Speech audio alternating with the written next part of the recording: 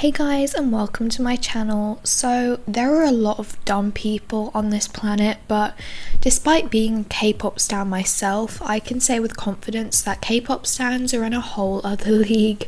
Obviously, I'm not referring to all K-pop stans. There are many that aren't lacking in the brain cell department, but there are definitely a good number of stans out there who say some slightly questionable things that just don't make a lot of sense. So I thought today, why not talk about some of those things?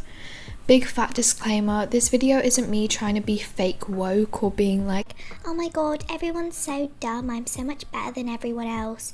Because I'm literally an idiot and I know that. Like, once I walked up to my friend with a magnet and genuinely asked if it was aluminium. I hate myself, but anyways, I'm not trying to attack anyone with this video. Obviously, it's all just for entertainment purposes and it shouldn't be taken too seriously. And with that out of the way, let's just get into it. Please, I don't want to scream.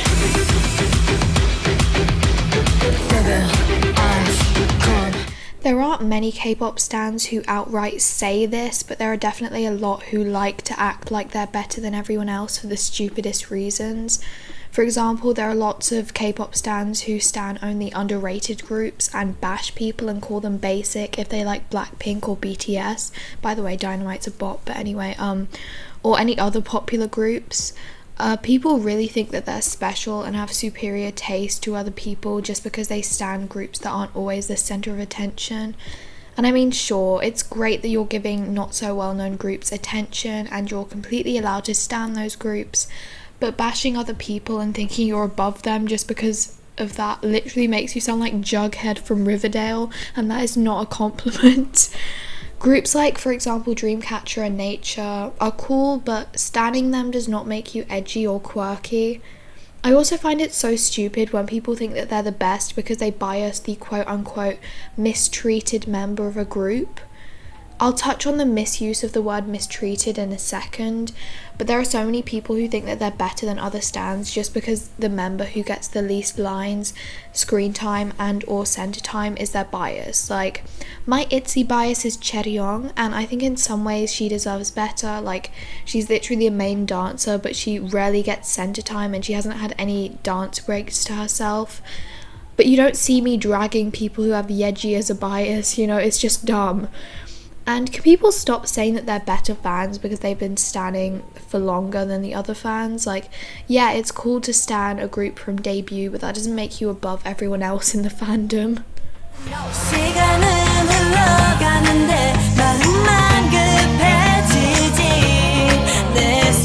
There are definitely incidents where idols and groups are mistreated, and I'm not going to pretend that there aren't. But nowadays, K-pop stans will call an idol or group mistreated for the smallest reasons. Mistreatment is when a person is treated cruelly or abusively and or denied their rights. An idol getting fewer lines than the other members or not getting the best stage outfits does not make them mistreated. I'm sorry for bringing up Jisoo again, I literally always bring her up, but I feel like there are so many blinks who over-victimize her. Like, people were calling her mistreated in the How You Like That teaser photos because she was the only member with a natural hair colour. Like, that is not mistreatment. I swear some K-pop stans want to say their faves are mistreated. Like, they want their faves to be mistreated because they seem to jump at every chance to label them as that.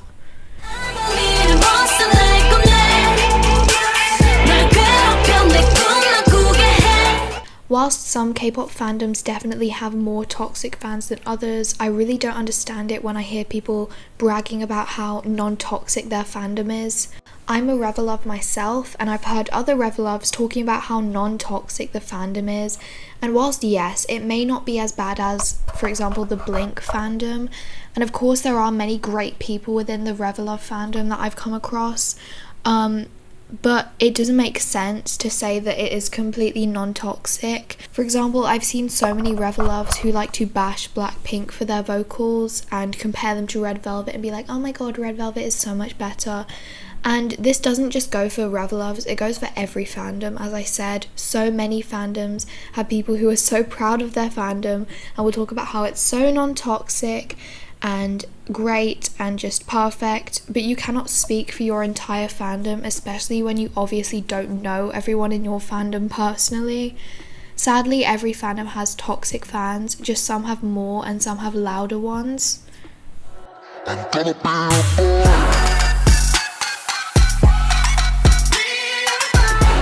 This might be a bit of a controversial one, but please hear me out. I think that if a person is comparing two groups and they, one, know what they're talking about, and two, do it respectfully without dragging anyone, then I don't see what the massive problem with comparing them is.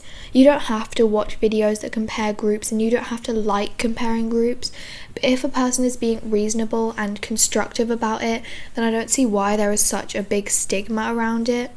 The only times I don't like when people compare groups and idols is, well, first of all, when they're just disrespectful, but secondly, when they compare visuals.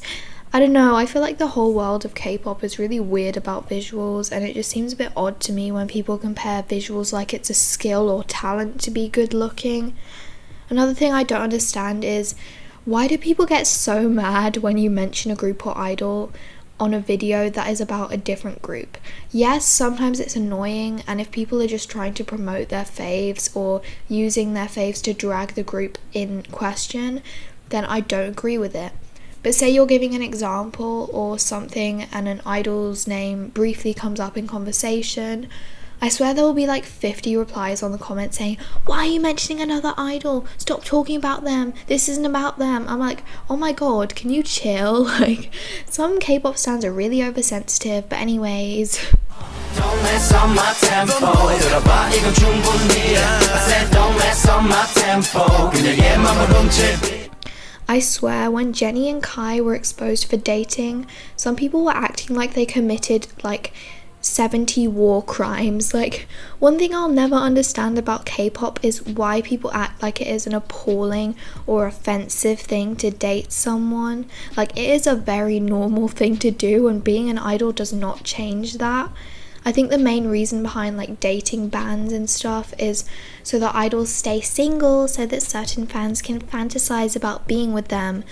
But if you're a fan who genuinely gets angry at the thought of your faves being in a romantic relationship with someone other than you, then just go get help. Like, just let them be happy, let them live their life.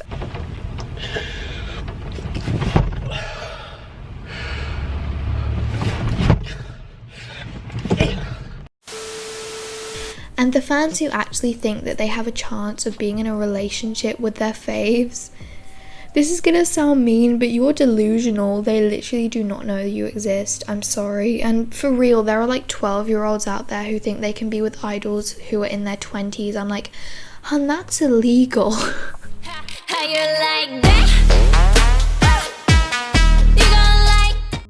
I've said this before and I'll say it again. If an idol was lazy, they would never have become an idol in the first place. Idols and trainees dedicate literal years of hard work into learning how to dance, sing and or rap, and they dedicate so much time into improving their skills. In order to debut in the first place, trainees cannot afford to be lazy, otherwise they're just not going to make it. And it annoys me so much when people think that one or two lacking performances outweigh years of training time. Like, Jennie did not train for all those years just to have all her work undermined and be labelled as lazy just because of a few performances.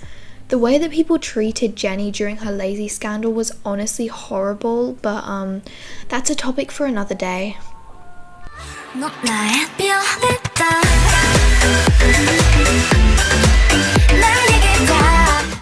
A koreaboo, by definition, is someone who fetishizes Korean culture and in turn denounces their own culture. Liking Korean culture, taking an interest in it, or wanting to learn the language does not make you a koreaboo. And I'm not saying this as a person who has ever tried learning Korean, because my monolingual self is too lazy to do anything with my life, and I'm not someone who's been accused of being a koreaboo at any point either, but I feel like people throw around koreaboo accusations way too easily. Some people will be out there randomly calling someone a koreaboo in a completely unrelated conversation. Like, someone will say, oh, I'm not a fan of this group's music, nothing against them, and people will be like, get out of here, you smelly koreaboo idiot, and it just really confuses me, because like, what about that sentence implies that they're a koreaboo? I don't understand. But anyway, that brings us to the end of the video. I really hope that you enjoyed watching this. Once again, this wasn't supposed to be an attack on anyone, it was all purely for entertainment purposes. As always, thank you so much for watching, and I'll see you next time. Bye.